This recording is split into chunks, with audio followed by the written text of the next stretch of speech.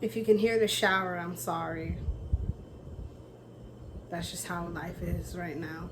Hi guys, it's me, Linnell, and I'm gonna be talking about the Elephant Man, also known as Joseph Merrick, also known as John Merrick. Now, his story, the reason I'm going to talk about his story is because I think it was really tragic. It was really sad, but there was some ups and downs in his life that led him to be the man he was.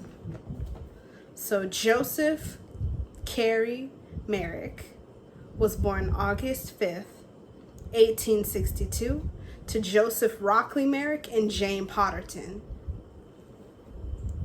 He was normal at birth, but at age 21 months, he had a deformity. He had like a weird growth on his lip.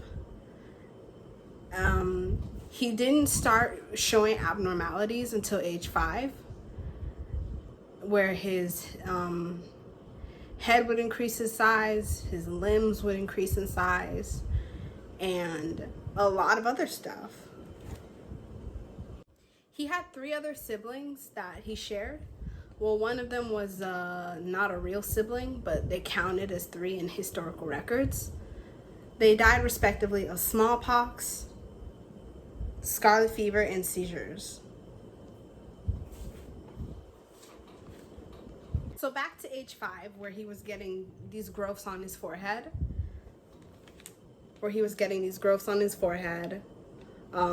Rough, loose skin, large right arm and feet. His family kind of explained his condition as a cause of when his mother was pregnant, an elephant spooked her and made her fall. And they call that, and they're saying that's the reason he was born disabled.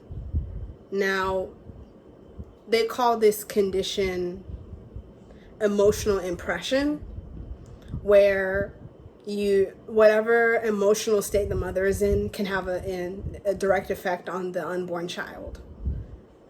And in fact, I find it kind of ironic that it's an elephant that scared his mom, and he was nicknamed the Elephant Man. But I know that's just very coincidental. So his mom died when he was age 11 in 1873. And that was the closest person to him, his mother. And then it caused his dad to remarry, but he was unhappy at his home life because his parents were cruel. His stepmom and dad were very cold and cruel to him because of his condition. So at age 13, he dropped out of school, which was really normal in the day. And he went to work in a cigar factory at about 13. He also ran away like 2 or 3 times. There's a pattern of 2 to 3 times in Joseph's life. His patterns, like he had 2 to 3 siblings. He ran away 2 to 3 times. So there's a lot of patterns with 2 to 3s, which we're gonna notice again later on in this series. So every time he ran away, his dad always brought him back home because misery likes company. And so what happened was Joseph started working in a cigar rolling factory where he would roll the cigars by hand in order to make a living. But like a few years later, like 2 to 3 years down the line, 3 years later, he lost dexterity in his right hand to roll the cigars because his hand kept getting bigger and bigger. So he had to quit that job and leave. And this was a really hard time for him. He was becoming a financial burden. His stepmom was being mean to him and making fun of him all the time. His dad saw him as a burden. So what his dad did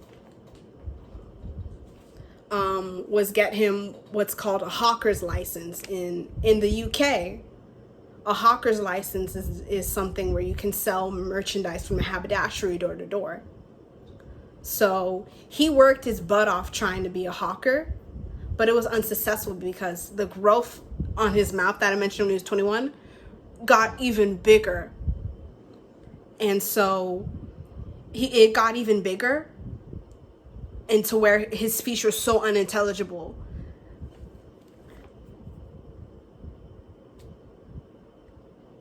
And people were very afraid of him. Like, housewives would not even open the door for him. And even if people did open the door for him, they couldn't understand a word he said. And every time he came home empty-handed or with not enough money that his dad wanted him to come home with, he would beat him. So Joseph was still trying his hardest. And then one day his dad beat him so bad, he left for good in 1877. When his uncle Charles found out that he was homeless on the street, he took him in.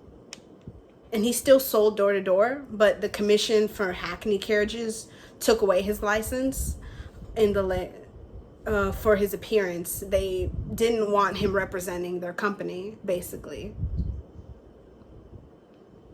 And which was really sad, because if you look nowadays, if you saw someone who was deformed or had a disability, there would be a lot of accommodation for them. But for Joseph, he had to really struggle. Like, his life story is if you could quote The Color Purple, all my life I had to fight, basically, is what Joseph's story was.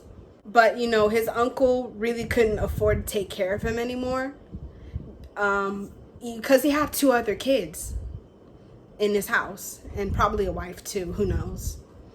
So what happened at 17, he joined the Leicester Workhouse. And he left after like a couple days, but then he came back and stayed for 4 years at the workhouse.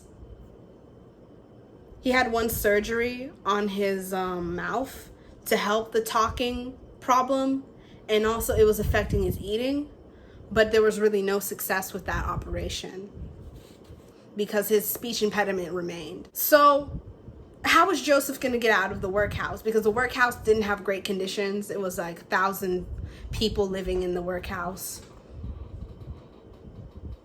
And so how was he going to be able to get out of poverty, get out of this situation? And at the time, what he decided to do was to join a freak show, like a human exhibition show. Because he said, if people are going to make fun of me, point at me, laugh at me, I might as well make money off of my appearance.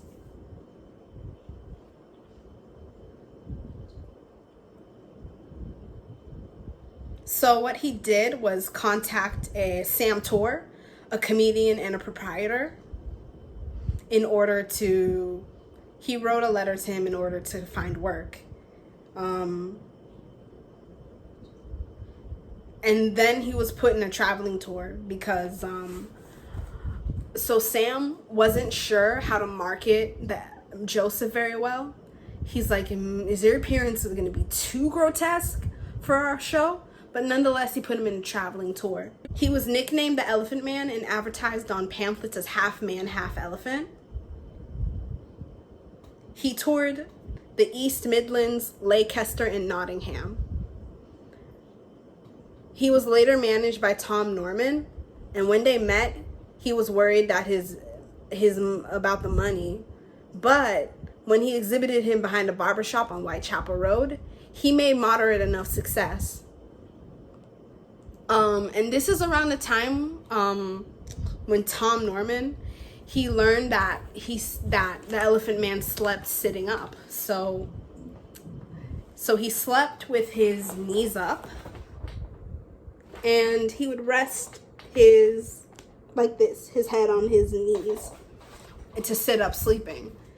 And when Tom asked him, why do you sleep like that? He said, well, it's the only way I can sleep, because I could break my neck if I slept laying down, because my head is so big.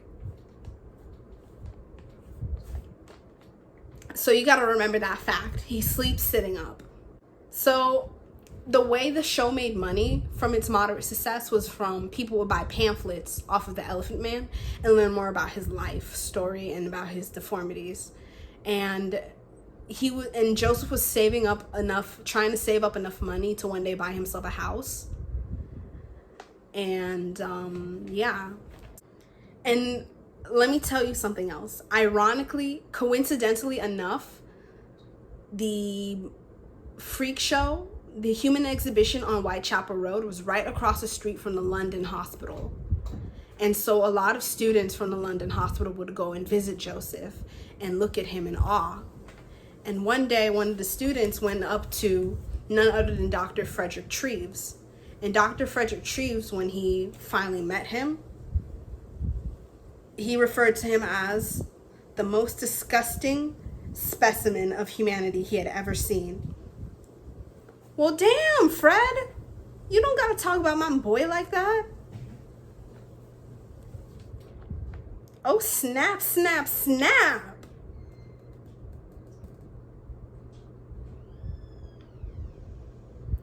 So Dr. Treves went up to him and asked him, hey, can I examine you?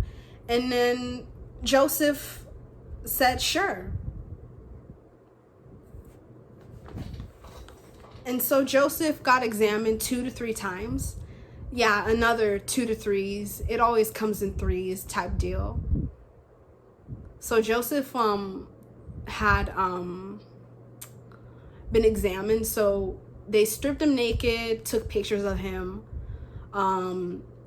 They measured his skull, his arms, and his other extremities. I do have to also mention that to cross the street, because Joseph usually liked to not draw attention to himself, he would cover his face in a cloak in order to cross the street to go to the hospital each time. So when they examined him, his head circumference was 36 inches. His right wrist was 12 inches. His skin was covered in warty growths, and one of them had a bad smell. Bone deformities in the right arm and both legs.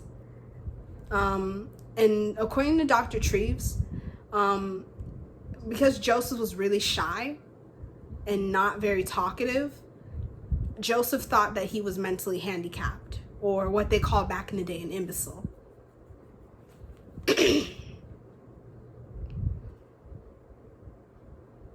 His speech was hard to make out for him, despite his surgery. His left arm was really normal, and so were his privates. So Dr. Treves gave him his calling card. Remember this part, the calling card. And took photos and gave Joseph some photos of himself, which were added to his pamphlets too. But Joseph decided to stop being examined after being put on display at a seminar. He said he felt stripped naked like an animal in a cattle market.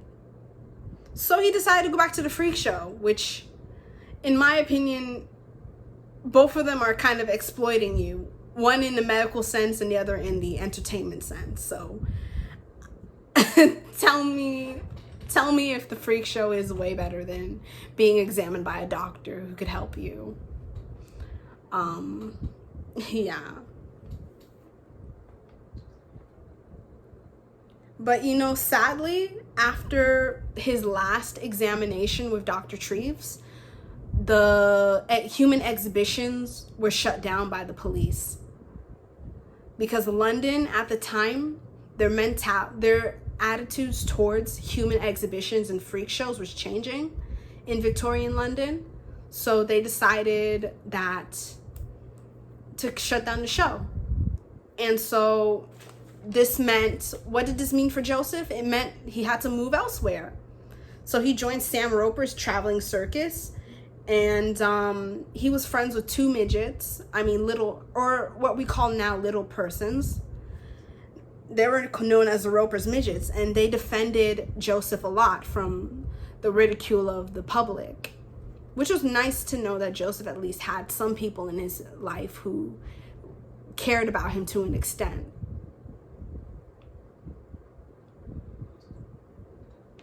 But the police were shutting down shows left and right in Europe. So they moved in the UK and in Scotland and all that. So they moved to continental Europe. And at that point, Joseph was robbed and abandoned in Brussels by his manager. He robbed him of his savings. That is the equivalent of about 5,000 euros now. So that is like 10,000 American money. That's like a down payment for a house, which is really sucks. So Joseph, somehow without money, he took many trains and ferries and finally made it to Liverpool. When he tried to talk to somebody, people could not understand what he was saying because of his speech impediment. And so he finally gave a police officer Frederick Treves' calling card, Dr. Frederick Treves. Remember, that card was important. I told you now. So Dr. Treves took a cab to Joseph. And then when they went back to London, he admitted him to the London hospital for a stay. And after an examination, they realized that Joseph was more crippled, in worse condition, had a heart condition too, and was approximately had a few years to live. But thankfully, after 5 months, his condition improved under the care of Dr. Treves. Nurses were scared of him, but they got over it pretty quickly because, it's their job and stuff. And then surprisingly, frequent bathing got rid of the smell of his warts. Who would have thought in Victorian Britain that bathing would actually get rid of smells? I'm not blaming Joseph for that, but who would have thought bathing would have worked? But sadly, the hospital wasn't equipped for his long-term care. So Dr. Treves contacted multiple hospitals in the UK, and all of them turned down Joseph when they described his condition. And it was looking pretty grim for Joseph. It's like, where is he going to stay? What's going to happen to him? But thankfully, somebody by the name of Cargom wrote a letter to the newspaper describing Joseph's plight. And after that, a lot of people felt so much sympathy that they donated so much money and sent letters to Joseph, to the hospital, I mean. And then when they got the donations, they were able to keep Joseph for the rest of his life. Look at God. So they moved him from the attic. I never mentioned this, but he was living in the attic in the beginning. So then they moved him from the hospital attic all the way to the hospital basement. They made him a custom bed, and the room had no mirrors, as per Dr. Treves' recommendations. The doctor and Joseph became very close. They would talk every Sunday, and Dr. Treves was able to understand Joseph's speech, and that made him really excited that he could finally talk to somebody. And then Dr. Treves realized, man, this man isn't slow. And then he realized he wore his heart on his sleeve, but he didn't share everything with him, naturally. He didn't share a lot about his personal life with him, but that's just natural. Oh, my back hurts. But now that he's finally getting some rest and relaxation, he started thinking a lot more, and he started feeling sad. He started getting into depression because he never had a girlfriend. No woman besides his mother ever showed him kindness.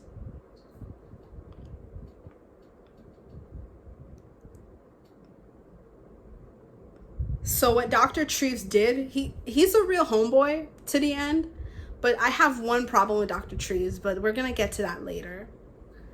But Dr. Treves really did care about Joseph. So Dr. Treves arranged a companion to come talk to him, a widow who is a good friend of Dr. Treves.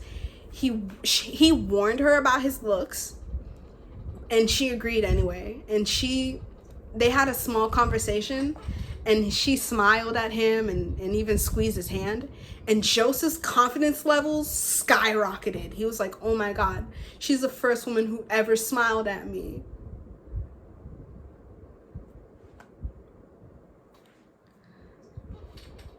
And so he started getting more confidence. Dr. Treves was even like, maybe one day he could fall in love with a blind woman at the blind school. And then maybe they could get married one day so he could be with somebody and have somebody with him. And so his confidence went up. He would even talk to people outside of his window who were passing by. He's like, hello, people. And yeah. And then he started even walking outside more. But the nurses always sent him back to his room because they didn't want him to scare the other patients. Which is like, let my man live. Let my man walk around and explore the hospital. He is a patient just like everybody else, you know? But, you know, this is an era where people didn't have sensitivity like we do today to people with needs and special needs and disabilities. Oh, and the lady that he had the play date with, they later became pen pals. So that was something. Joseph even visited Dr. Treves' house and met his wife. And Joseph was even famous among high society. A lot of people in high society wrote him letters. They would send him gifts, and he would send gifts back of card houses. Houses of cards that he made, and wicker baskets, because somebody actually came in and taught him how to make baskets too in his free time. So he had a lot of free time. He read a lot. He made house of cards. There's even one on display in the London hospital that he made. There was even an actress named Madge Kendall who rose awareness for him and money as well. She even sent him autographs. She even sent him photos of herself and letters. They never met in person, but she really felt a connection with him, from what I can tell from her raising money for him. He even met Princess Alexandria of Wales because she was doing a grand opening for a building in the London hospital, and she was dying to meet him. And then Joseph, when he met her, he was like, this is the happiest day of my life. He was beside himself. So she gave him an autographed photo of herself, which was his prized possession till the end of his life. And she included him in the Christmas cards every year. Man, can you imagine living in a hospital? That has to be an experience. Like, I've been in a hospital for like a week or two, and I couldn't imagine going through that. But I guess hospitals were different, and this was just a break for Joseph. He also did go to a theater because Madge Kendall arranged for him to go to the theater. And also, it was an experience in his life, because there's some people who've, you know how we have movies now and we take those things for granted? The theater was a special occasion for people back then, and Joseph was silent and stuff. He was in a box theater with other people, and so it was very touching for him and too. But after 4 years in the hospital, his condition worsened, and he needed bed rest more. His head got bigger, and then eventually one morning, doctors and nurses found him dead in his bed at 27. When they did the autopsy, they first assumed it was asphyxia, but when they did the autopsy, they realized it was from a broken neck, and he was found lying down in his bed. And Dr. Treves assumed he probably wanted to sleep like a normal person, and just to see what normal people felt like. And the one thing that I don't agree with Dr. Treves doing was dissecting his body and mounting his skeleton. Well, because it's like he was a friend. Like, they had a friendship, but at the end of the day, I could tell Dr. Treves saw the Elephant Man as a patient, as simply a patient. And people were arguing that Joseph deserved a Christian burial because he was a Catholic, a Christian man, and his skeleton shouldn't have been mounted. But people are going to do what they're going to do. And some of the dissected warts, the warts that he dissected from him that were specimens, they were lost after World War II. Fun fact, there was a rumor that Michael Jackson wanted to buy the Elephant Man skeleton, but Michael Jackson disproved that in an Oprah interview many years ago. Well, another thing I want to add is that Michael Jackson really did relate with the Elephant Man when he watched the 1980 movie. He felt that a freak, kind of like the Elephant Man in a sense, where he related to him, where people said, where he's like, I'm not an animal, I am a human. Then that quote in the movie. To this day, his condition is unknown, but people speculate that he has Proteus syndrome, which is very similar to what he has. So again, my name is Linnell. Thank you so much for watching. Please like and subscribe and leave a comment about other things you know about the Elephant Man that I may have left out. Mwah.